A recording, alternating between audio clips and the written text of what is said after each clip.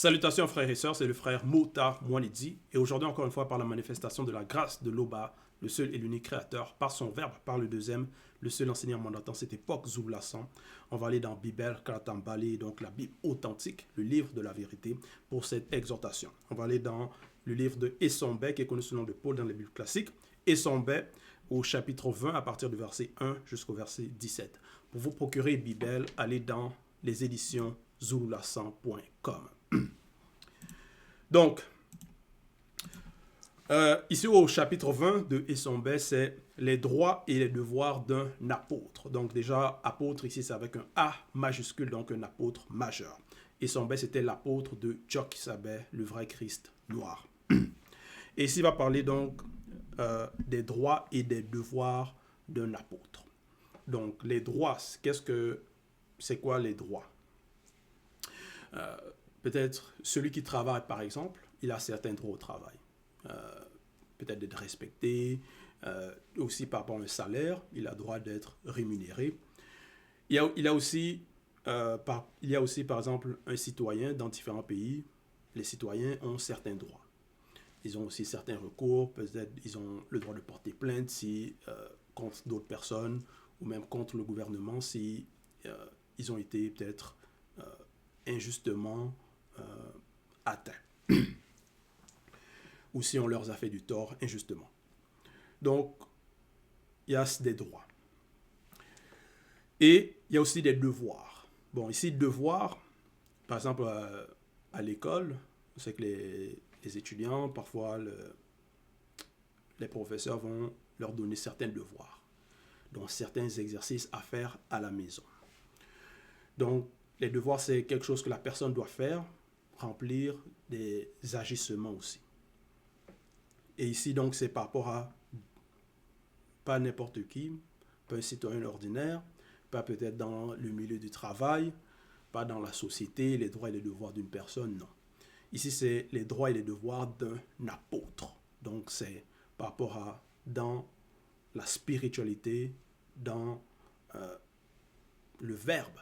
Parce que ici, c'est apôtre, donc celui qui est mandaté pour propager la parole, pour enseigner, pour donc diriger aussi la communauté. Au verset 1, il est écrit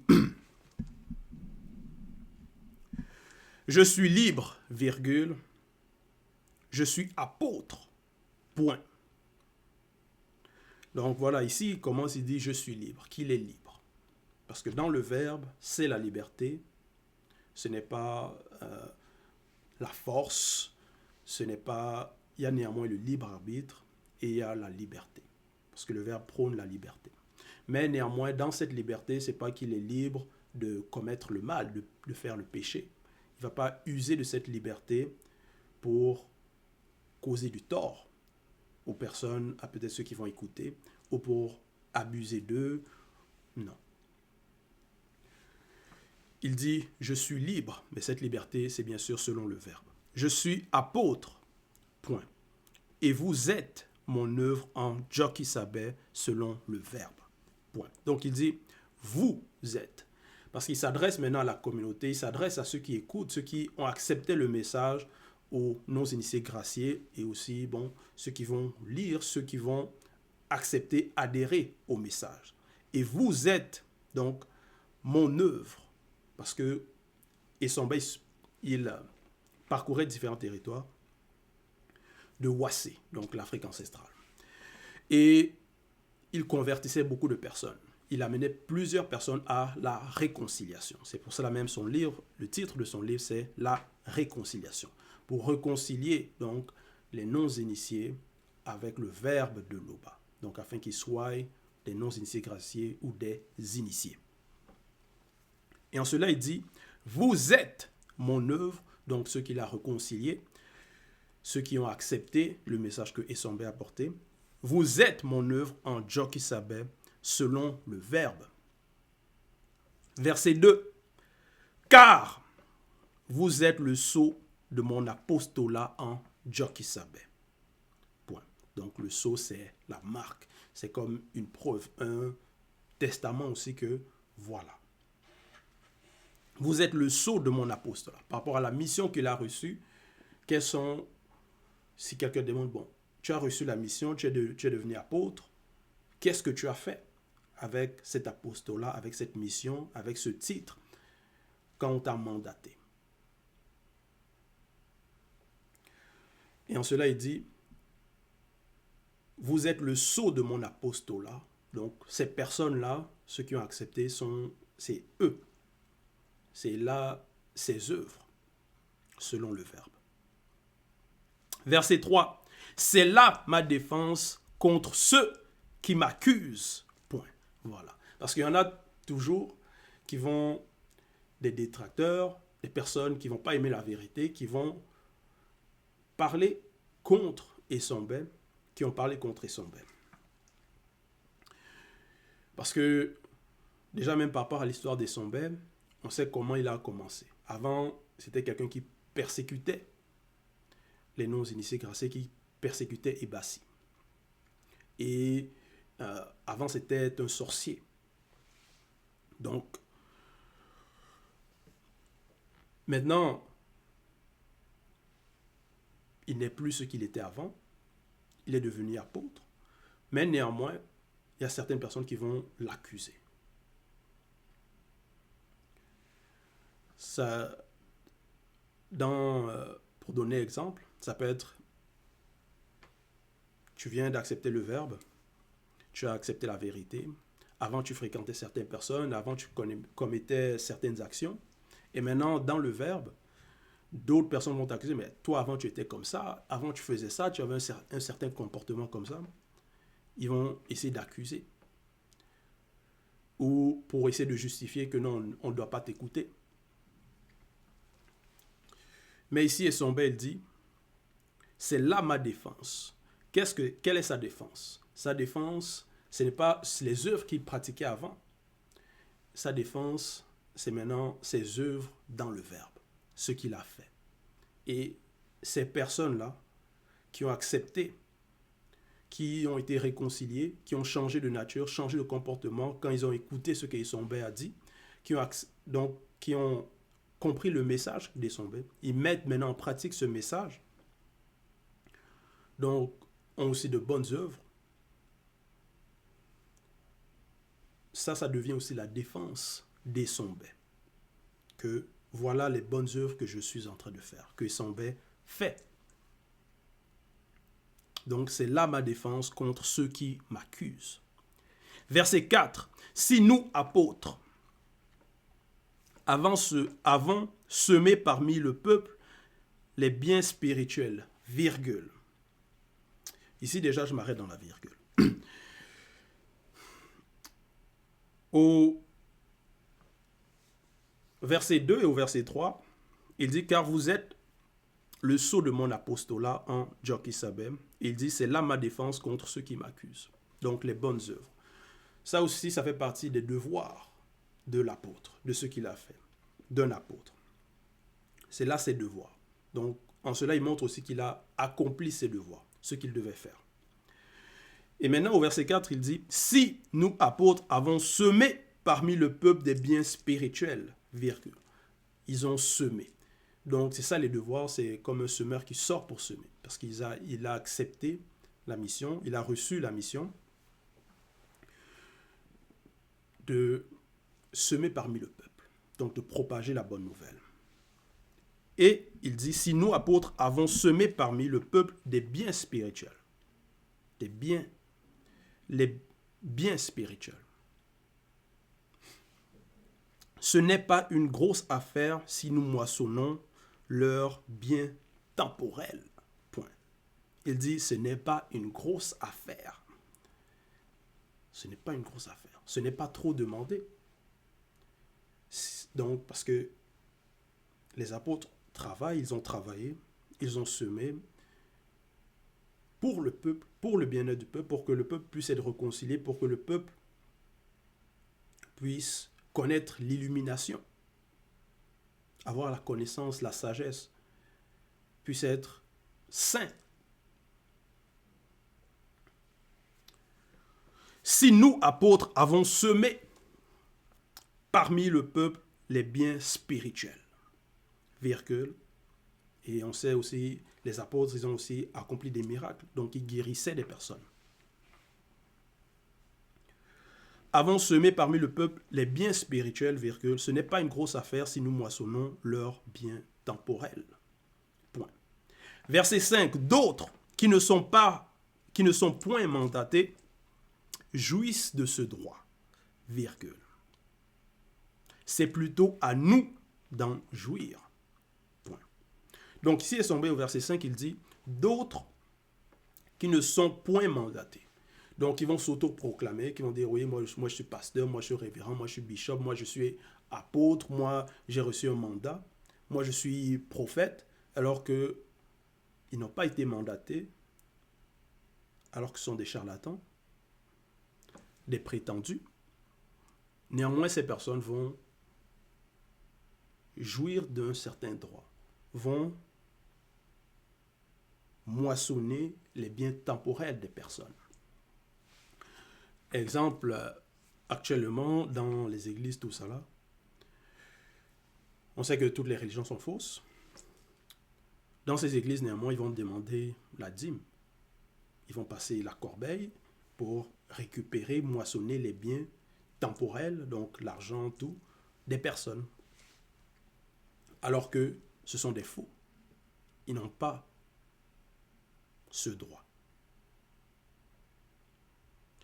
D'autres qui ne sont point mandatés jouissent de ce droit, virgule, c'est plutôt à nous. Nous ici, donc, ce sont les apôtres, c'est ceux qui sont mandatés d'en jouir. Parce qu'ils travaillent, donc tout travail mérite un salaire. Verset 6, il est écrit, « Mais je ne point usé de ce droit pour le moment, point virgule, au contraire, virgule, j'ai supporté afin de ne pas manifester d'obstacle à l'évangile de Jokisabé auprès de ceux qui sont lents à comprendre. » Point. Donc, il y en a qui sont lents à comprendre, qui vont essayer de résister, c'est-à-dire d'argumenter. Par rapport à leur façon de raisonner, ils vont dire non, tu dois apporter l'évangile gratuitement, tu dois donner gratuitement, parce que certains aussi vont utiliser des faux versets des Bibles actuelles, par exemple en cette époque, que non, vous avez donné gratuitement, donc il faut donner gratuitement plutôt. Mais par rapport à les rouleaux, les livres, certains vont dire non, il faut plutôt donner ça gratuitement, alors que ça coûte de l'argent pour imprimer.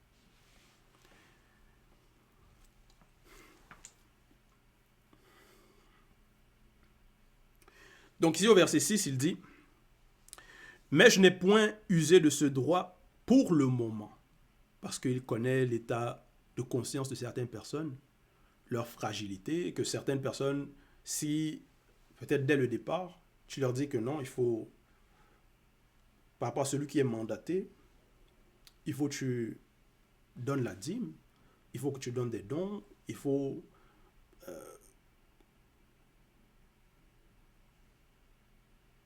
qu'il moissonne les biens temporels de ceux qui écoutent l'évangile.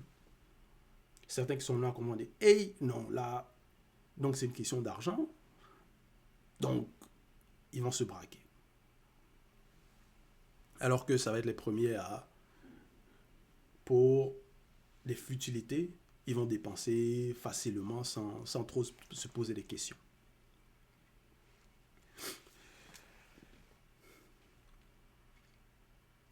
Ici, il est écrit, « Mais je n'ai point usé de ce droit pour le moment. Au contraire, j'ai supporté. » Donc, il a supporté. À cause des personnes, à cause de leur état de conscience, pour ne pas les brusquer, pour qu'ils puissent bien d'abord digérer ce qu'ils ont reçu et grandir spirituellement, comprendre les choses. J'ai supporté afin de ne pas manifester d'obstacle à l'évangile de Jokisabé. Donc, la vérité, auprès de ceux qui sont lents à comprendre. Verset 7. Ceux connus qui remplissent les fonctions sacrées sont nourris par le peuple. Point. Donc, voilà les droits par rapport à que ceux qui sont mandatés ont. Les apôtres ont. Ceux qui remplissent les fonctions sacrées sont nourris par le peuple. Donc, le peuple maintenant a certains devoirs. Ceux qui écoutent maintenant ont aussi des devoirs à remplir. Ce n'est pas seulement d'être là, écouter, recevoir et ne rien faire. Parce que si ce qu'on reçoit, c'est un prix inestimable, c'est pour notre salut, de nourrir ces personnes par des biens temporels, ce n'est rien, ce n'est pas une grosse affaire, ce n'est pas trop demandé. Ceux qui remplissent les fonctions sacrées sont nourris par le peuple. Verset 8, il est écrit, ceux connus qui annoncent l'évangile doivent vivre de l'évangile. Point. Doivent vivre de l'évangile. Sinon, ils vont faire quoi? Ils vont devoir travailler en plus de nourrir le peuple. On sait que le peuple est nombreux. Ils ont des problèmes, le peuple, par rapport à leur vie, leur sanctification, leur avancement spirituel, ils ont des problèmes, ils ont des questions, des interrogations, ils sont lents à comprendre certaines choses, donc c'est toute une affaire. Même par rapport au temps de Boussi, qu'on a eu sous le nom de Moïse, il avait dû mettre des personnes en charge aussi en place pour l'aider dans la fonction, pour qu'il puisse bien diriger le peuple. Il a dû établir des personnes.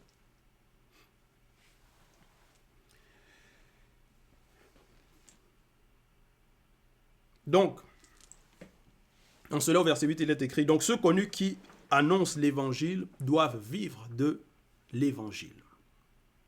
Point. Oui, donc sinon, il va devoir la personne va devoir, ceux qui annoncent vont devoir travailler en plus. Si tu travailles 8 heures dans une journée, ensuite il faut que tu te reposes, si peut-être il faut que tu prépares, il faut que tu rentres à la maison, tout. Donc, ça devient le quotidien de la personne qui est mandatée, qui est là pour annoncer l'évangile. Son quotidien, ça devient principalement juste travailler, peut-être pour des sociétés ou autre chose. Alors qu'il doit être là pour l'œuvre, pour annoncer l'évangile, propager pour le bien-être spirituel du peuple. Donc il faut comprendre cela. Et il y en a qui sont lents à comprendre. Verset 9, il est écrit donc, pour moi, virgule, je n'ai usé d'aucun de ces droits pour le moment, virgule, et ce n'est pas afin de les réclamer en ma faveur maintenant que je parle ainsi, point virgule, mais le moment viendra où j'userai de ce droit, point. Donc ici il dit, ce n'est pas afin de les réclamer en ma faveur maintenant que je parle ainsi. Donc même en disant cela, il sait qu'il n'est pas en train de réclamer cela là. Mais néanmoins, il les prépare. Il les prépare. Il leur fait part de ses droits qu'il est en train de supporter. Mais le moment viendra où j'userai de ce droit. Verset 10, l'évangile que j'annonce, donc que Sombé annonce, n'est pas personnellement pour moi un sujet de gloire, virgule, car la nécessité m'en est imposée, virgule. Et malheur à moi si je n'annonce pas l'évangile. Donc, il a reçu le mandat. Et ici, il dit au verset 10, l'évangile que j'annonce n'est pas personnellement pour moi un sujet de gloire. Car la nécessité. Donc, il a reçu un ordre. il faut qu'il le fasse. Et malheur à moi si je n'annonce pas l'évangile. S'il refuse, s'il ne le fait pas, donc là, il va contre le verbe. Il irait contre le verbe. Et là, c'est très grave. Verset 11. Si je le fais de bon cœur, virgule, j'en ai la récompense. Point. Ouais, s'il le fait de bon cœur, donc il est dans la joie, il le fait, il est content. Mais si je le fais malgré moi, virgule, parce qu'il faut néanmoins qu'il le fasse. Mais s'il le fait malgré lui, c'est un devoir qui m'est confié. Point. Verset 12. Quelle est donc ma récompense? Point d'interrogation. C'est d'offrir gratuitement l'évangile sans user de mon droit de prédicateur de l'évangile? Point d'interrogation. Bien sûr que non. Car la grâce que le Verbe de l'aube m'a faite est ma première récompense dans le visible. Point. Donc, il a néanmoins une récompense, puisqu'il a la grâce, il a l'onction. Verset 13, car, virgule, bien que je sois libre à l'égard de tous, virgule, je me suis rendu serviable à tous, virgule, afin de gagner spirituellement le plus grand nombre. Point. Donc, voilà pourquoi il supporte. C'est pour gagner même ceux qui sont faibles spirituellement, ceux qui sont lents à comprendre. Donc, afin de gagner spirituellement le plus grand nombre, pour les préparer. Verset 14. Ceux qui courent sur le stade courent tous. Donc, verset 14. Ceux qui courent sur le stade courent tous, virgule, mais un seul remporte le prix. Point. Courez spirituellement de manière à le remporter. Point. Verset 15. Tous les coureurs à l'entraînement s'imposent une discipline sévère. Point virgule. Ils le font pour recevoir un prix qui prendra sa valeur. Virgule. Mais nous, virgule, faisons-le pour un prix et une couronne incorruptible. Donc,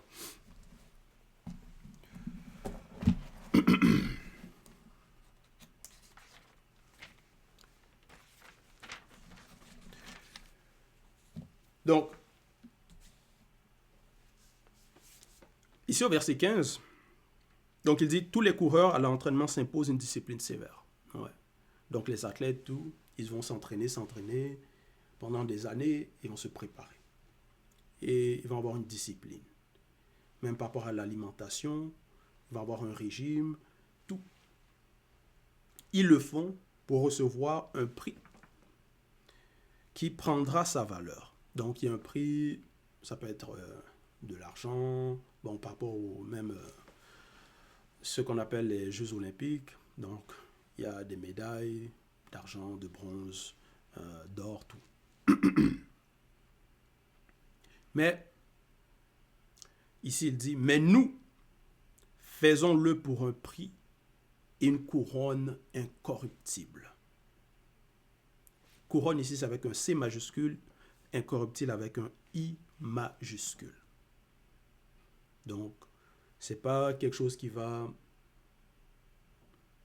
se rouiller dans la suite, qui va perdre de la valeur, qui va être corruptible.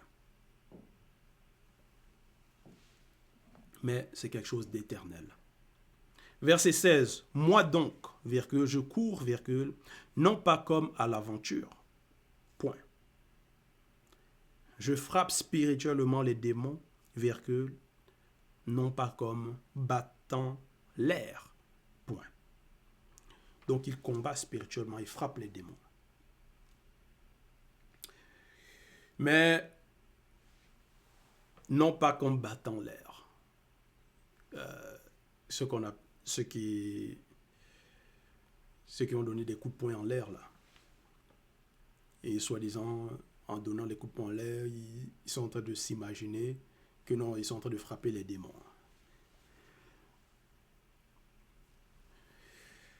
Pas comme ça. Ça, c'est du sensationnisme. Verset 17. Mais je traite durement ma propre nature du visible et je la tiens dans l'obéissance au Verbe, virgule, afin de ne pas être moi-même rejeté, virgule, après avoir prêché aux autres. Point. Ouais. Donc, lui-même, il traite durement sa chair, sa propre nature.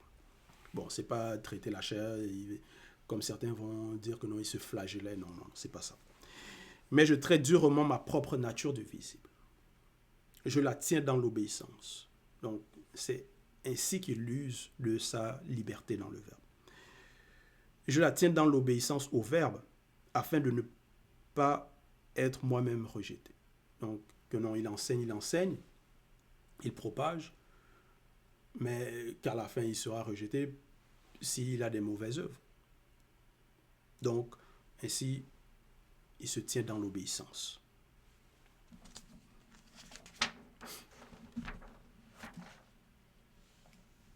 Ça fait partie aussi de ses devoirs, d'être un bon exemple dans les trois plans.